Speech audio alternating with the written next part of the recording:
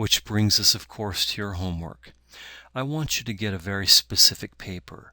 I want you to go to Strathmore charcoal paper, 500 series. The tone, the name of the paper is Storm Gray.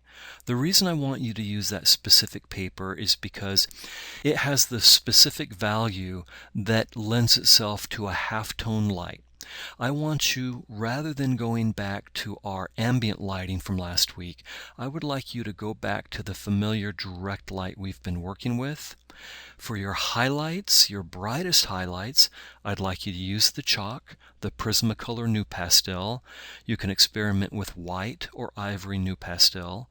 Then the halftone, the lightest halftones will be the tone of the paper with no charcoal on them whatsoever. And then the darkest halftones, a little bit of charcoal tone, and then move into your shadows. Your shadows will all have a degree of charcoal tone on them. Doesn't mean that you can't experiment with lighter or darker papers than the one I'm recommending, but for this assignment, I'd like you to do yourself the favor of letting it work for you.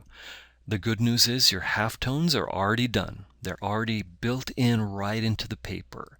And I think you'll enjoy working with this kind of a technique to increase your value range and your sensitivity to your subject.